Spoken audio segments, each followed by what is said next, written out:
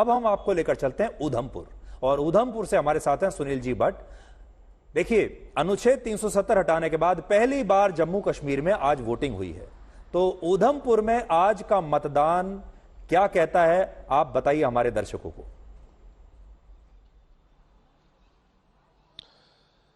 जी बिल्कुल सुधीर, धन्यवाद। अगर मैं आपको बताऊं कि आज जम्मू कश्मीर की जो 5 लोकसभा सीटें हैं उनमें से एक लोकसभा सीट पर मतदान हुआ जो कि उधमपुर लोकसभा सीट है। और सुधीर, मैं आपको ये बताना चाहूंगा कि अगर हम क्षेत्रफल के हिसाब से देखें तो ये देश के सबसे बड़े जो लोकसभा क्षेत्रों में से एक है। काफी बड़ा इसका भूगोल है, पहाड़ी क्षेत्र है। और सुधीर, आज सुबह से ही बारिश हो रही थी ज्यादातर इलाकों में उधमपुर लोकसभा क्षेत्र में। और ये जो उधमपुर की जो सीट है ये 5 जिलों में फैली हुई है, कठुआ, उधमपुर, रामबन, डोडा, किश्तवाड़। और ज्यादातर ये जो इलाके हैं दुर्गम स्थान है, पहाड़ी क्षेत्र है। लेकिन बारिश के बावजूद, वर्षा के बावजूद लोग जो है भारी संख्या में वोट देने आए हैं। और जो 5 बजे तक जो यहाँ चुनाव अधिकारी हैं जो उन्होंने डेटा दिया है उसके अनुसार 65.08% मतदान हुआ है, जो कि अभी फाइनल नहीं है क्योंकि अभी भी कई स्थानों से डेटा आना है, ये अपडेट होगा और उसके बाद ही अंतिम जो टर्नआउट के जो फिगर्स हैं, जो डेटा है वो सामने आएंगे। लेकिन सुधीर, जिस बात के जो आप बात कर रहे थे कि इस बार के जो लोकसभा चुनावों में जोशो खरोश कम है, वो अगर देखा जाए तो सही बात है। लेकिन वोट देने लोग आज आए और सुबह में जिस मतदान केंद्र पर गया वो ग्रामीण इलाके में था। ये बहुत ही एक इंटरेस्टिंग ऑब्जर्वेशन है, दिलचस्प, कि सुबह 6 बजे में एक ग्रामीण पोलिंग बूथ के बाहर पहुंचा और 6 बजे से ही वहां कतारें लगनी शुरू हो गई, जबकि आधिकारिक समय सुबह 7 बजे से मतदान का था। यानी कि ग्रामीण इलाकों में लोगों में काफी उत्साह रहता है वोटिंग का। और आज भी वो मैंने देखा कि 6 बजे से ही कतारें देखी गई और जैसे ही 7 बजे और लोगों की भीड़ बढ़ती गई, कतारें बढ़ती गई और लोगों में खासा उत्साह देखा मैंने। और फर्स्ट टाइम वोटर्स भी कई आए, उन्होंने अपने लोकतांत्रिक अधिकार का प्रयोग किया। लेकिन बाद में तकरीबन 10 बजे के आसपास मैं फिर शहरी इलाके में पहुंचा उधमपुर के, क्योंकि अमूमन क्या होता है कि शहरी इलाकों में सुबह सुबह लोग वोट डालने नहीं आते। और जब मैं 10 बजे के आसपास शहरी इलाके में पहुंचा तो तब वहां पर लोगों की भीड़ इकट्ठा शुरू होने लगी और लगभग 11 बजे के आसपास शहरी इलाकों में लोग जो है मतदान के लिए आए। और अंत में जब 5 बजे के आसपास जो डेटा आया उसके अनुसार 65.08% मतदान हुआ है। और अगर पिछली बार की अगर हम तुलना करें तो ज्यादा अंतर नहीं है। हो सकता है कि पिछली बार के जो मतदान हुआ था प्रतिशत का, हो सकता है उतना ही इस बार भी हो या उसको क्रॉस भी कर जाए। सिंपल भाषा में अगर मैं आपसे पूछूं, जो सारे लोग एक दूसरे से पूछते हैं, देखिए सिंपल भाषा में जनता क्या पूछती है, भाई ये बताइए जीत कौन रहा है?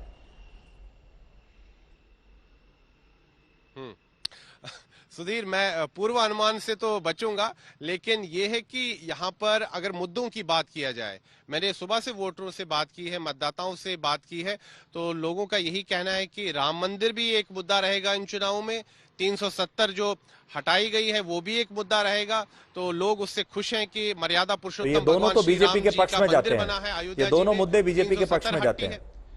जी बिल्कुल, लेकिन सुधीर, बड़ी दिलचस्प बात यह है कि जो लोग इन मुद्दों की तारीफ कर रहे हैं साथ ही में वो ये भी कह रहे हैं कि बेरोजगारी बहुत बड़ा मुद्दा है। नौजवान लोग जो है, पढ़े लिखे लोग हैं, डिग्री जिनके पास बड़ी बड़ी डिग्रियां हैं, वो अभी भी रोजगार के लिए तरस रहे हैं। यानी कि ये मुद्दा भी लोगों के जहन में है और कहीं ना कहीं लोगों ने ये कहा है कि सरकार को इस विषय पर काम करना होगा। और अगर इस विषय पर काम नहीं होगा जॉब क्रिएशन पे, तो हो सकता है इस चुनाव में नहीं, अगले चुनाव में हो सकता है कि बीजेपी को खामियाजा भुगतना पड़े। लेकिन फिर अभी भी सुधीर, जो सबसे महत्वपूर्ण बात है कि मोदी फैक्टर जो है अभी भी बरकरार है। लेकिन हाँ, 2014 में लोग जो है उनको देखने के लिए बड़े व्याकुल थे, उनको सुनने के लिए व्याकुल थे।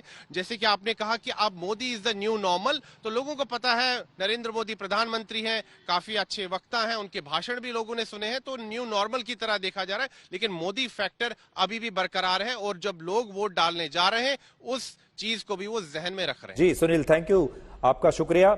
Modi is the new normal, और ये चुनाव जो है पूरा प्रधानमंत्री मोदी के इर्द गिर्द घूम रहा है, मोदी के पक्ष में या मोदी के विरोध में, लेकिन है मोदी पर ही। अब चलते हैं महाराष्ट्र, नागपुर से हमारे सहयोगी अशोक सिंघल इस समय हमारे साथ हैं।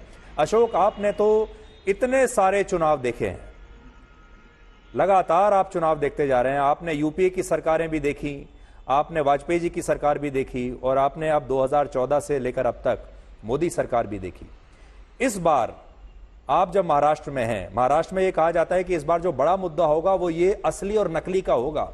असली एनसीपी कौन सी है, नकली एनसीपी कौन सी है, असली शिवसेना कौन सी है, नकली शिवसेना कौन सी है।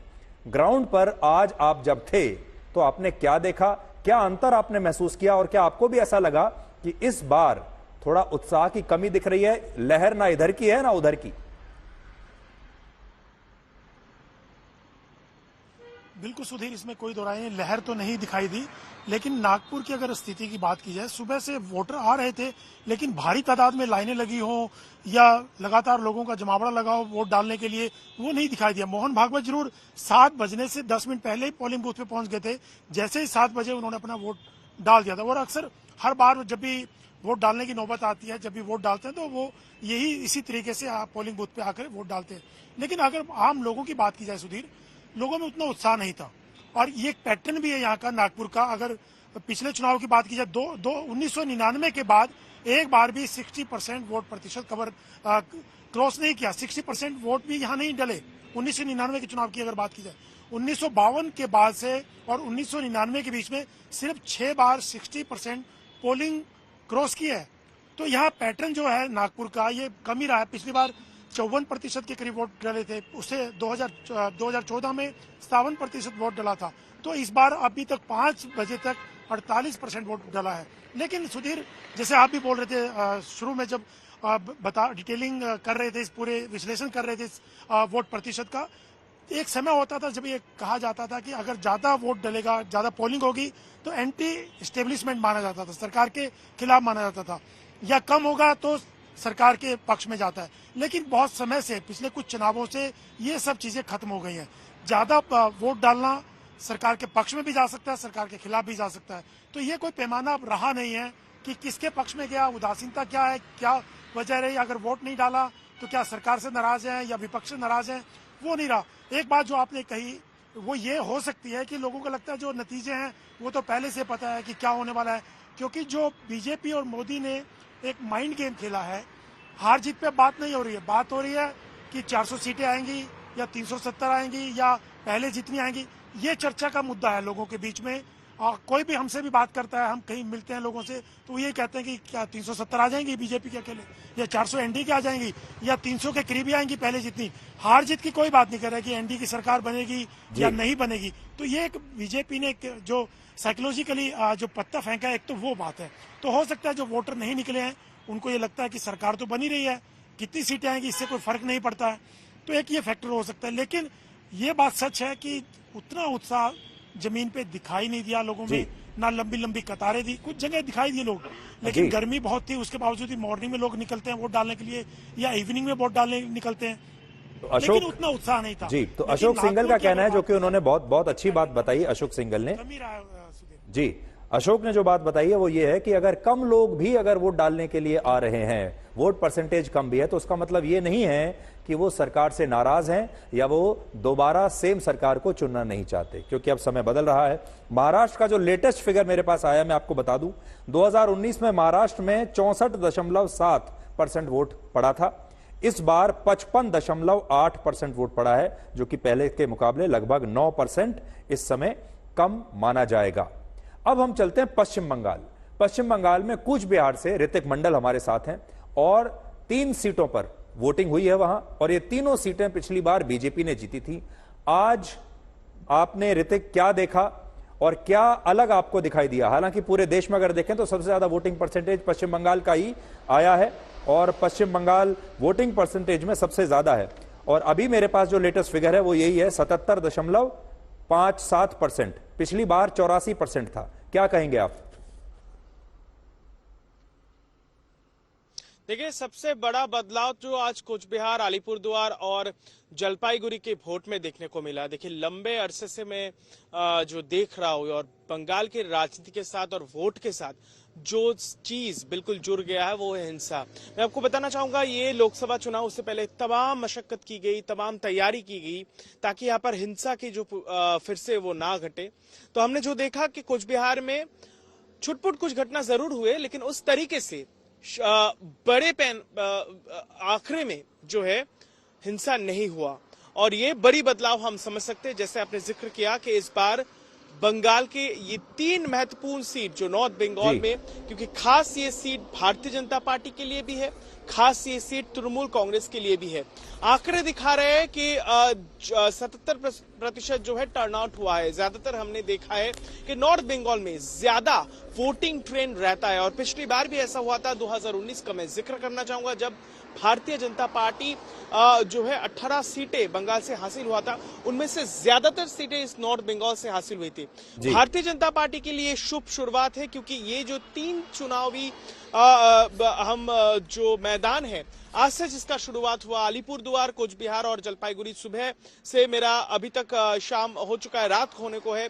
कूचबिहार में मैं घूम चुका हूं, निशित प्रामाणिक के साथ देख चुका हूं, तृणमूल कांग्रेस के साथ भी घूम कर देखा है, जगह जगह पे पहुंची। एक तो बात हिंसा नहीं हुआ, दूसरा बीजेपी कॉन्फिडेंट दिखाई दे रहा है, और दूसरी बात देखिए, बंगाल में एक कहावत है कि यहाँ पर चुनाव होता नहीं, चुनाव करवाना पड़ता है। दरअसल चुनाव के वक्त में, चाहे वो विधानसभा चुनाव हो या लोकसभा चुनाव, ऋतिक, मैं आपको बीच में रोकूंगा, मैं आपको बीच में रोकना चाहता हूं। प्रधानमंत्री नरेंद्र मोदी का एक ट्वीट आया है अभी थोड़ी देर पहले, 4 मिनट पहले उन्होंने एक ट्वीट किया है और उन्होंने लिखा है, क्या लिखा है देखिए, first phase great response, thank you to all those who have voted today, getting excellent feedback from today's voting, it is clear that people across India are voting for NDA in record numbers.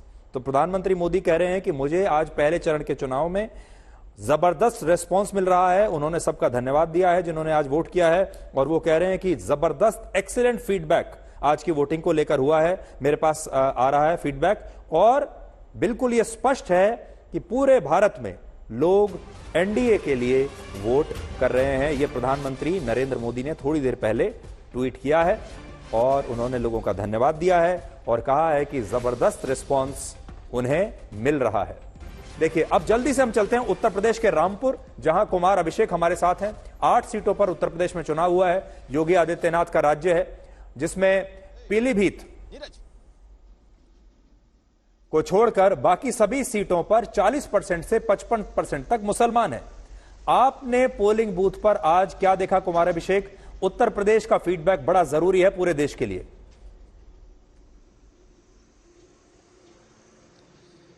देखिए सुधीर जी, जैसे आपने कहा कि ये silent चुनाव है, तो मैंने भी वही ऑब्जर्व किया कि ये पूरी तरीके से ये साइलेंट चुनाव है। लेकिन साइलेंट चुनाव का मतलब ये नहीं है कि किसी के विरोध में ये चुनाव जा रहा है, जैसा कि आपने जिक्र भी किया था।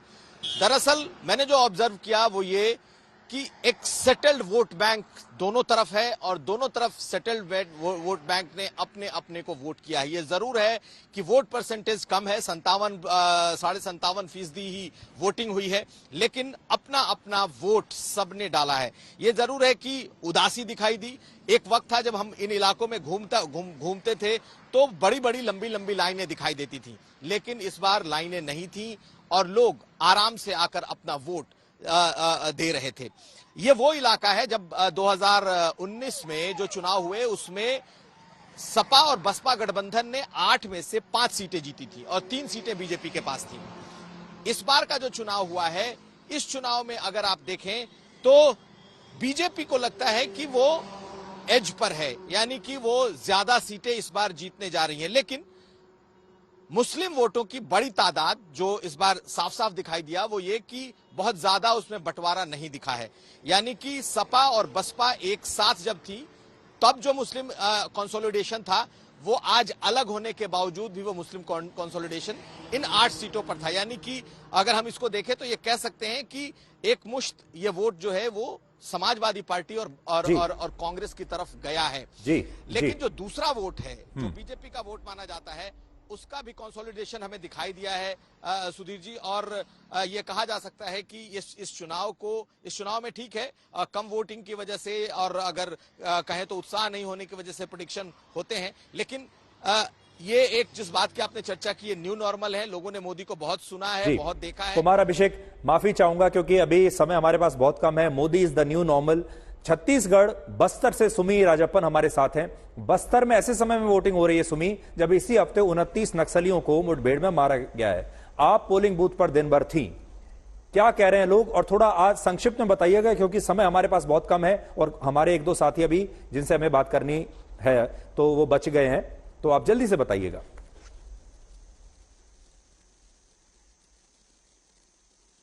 जी बिल्कुल, बस्तर में ओवरऑल परसेंटेज वोटिंग का देखा जाए तो 63.14% रहा, जो 2019 की अपेक्षा 8% कम था, क्योंकि पिछले बार 71% वोट था। और इस बार ग्रामीण क्षेत्रों में बीजापुर और कोंटा को छोड़कर, क्योंकि ये काफी नक्सल प्रभावित क्षेत्र हैं और यहां पर बहुत क्लियर कट मैसेज दिया गया था गांव वालों को कि वोटिंग बॉयकॉट करना है और नक्सली का प्रभाव यहां पर बहुत ज्यादा देखने को मिलता है। इसकी वजह से बीजापुर और कोंटा में बहुत कम वोटिंग हुई, लेकिन बाकी अगर जगह देखा जाए तो बाकी ग्रामीण क्षेत्रों में अच्छी वोटिंग हुई है, जिसका एक अच्छा असर देखने को मिल सकता है कि जिस तरह से सिक्योरिटी फोर्सेस ने कांकेर में सबसे बड़े एंटी नक्सल ऑपरेशन को अंजाम दिया, उसका उत्साह ग्रामीण क्षेत्रों में नजर आ रहा है। और किस तरह से विकास के लिए ग्रामीण क्षेत्रों में लोगों ने बढ़ चढ़ के वोट किया, वो भी बहुत अपने आप में काबिले तारीफ है। लेकिन कहीं ना कहीं जो शहरी क्षेत्र है जगदलपुर का, शहरी क्षेत्र में जो वोटिंग है वो काफी इस बार एवरेज पड़ा है। इनफैक्ट जो जगदलपुर है वहां पर 63% के आसपास का वोटिंग परसेंटेज रहा। लेकिन बहुत इंटरेस्टिंग फैक्ट ये है कि शहर में इस बार राम एक बहुत बड़ा डिसाइडिंग फैक्टर रहे और प्राइम मिनिस्टर नरेंद्र मोदी से ज्यादा अगर किसी का चेहरा चमका है तो वो है लॉर्ड राम का। और शहरी क्षेत्रों में ये चीज काफी साफ तरीके से नजर आई। जी, जी। अब मैं आगे बढ़ रहा हूं, उत्तराखंड से चलते हैं मंजीत नेगी के पास। मंजीत, जल्दी से आप बताइए, उत्तराखंड से क्या बताना चाहेंगे आप? ये जो उदासीनता दिख रही है, ये बदलाव के लिए है या प्रधानमंत्री मोदी को वापस लाने के लिए लोगों ने मान ही लिया है?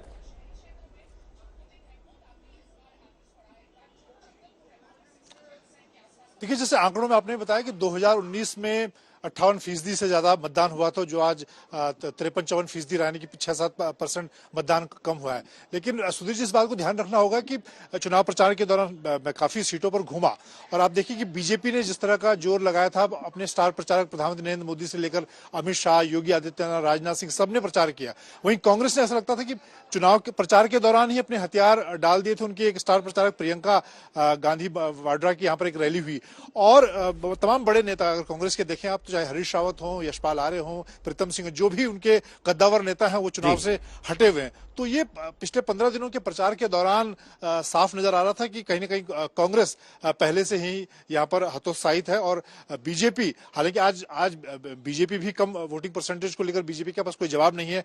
यहाँ पर आज उत्तराखंड में देखें शादियां बहुत थी, तो कई लोगों से हमने बात की तो उन्होंने कहा कि उन्हें शादी में जाना था। तो वोटिंग कम है, लेकिन तो भी बीजेपी के प्रति कोई नाराजगी नहीं है। मंजीत, अब हम एक बार बिहार जरूर चलना चाहेंगे। बिहार के जमुई से हमारे साथ रोहित सिंह हैं और बिहार में ऐसा कहा जा रहा था रोहित कि चुनाव ये बिल्कुल खुला हुआ है। आप बताइए क्या रहा आज का दिन, कैसा रहा?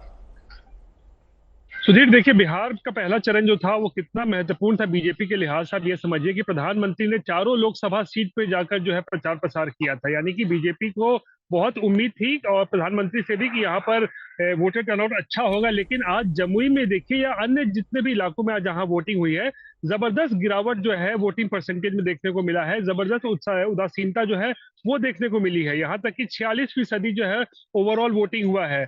जमुई की बात करें तो तकरीबन 9% पिछले बार से कम है।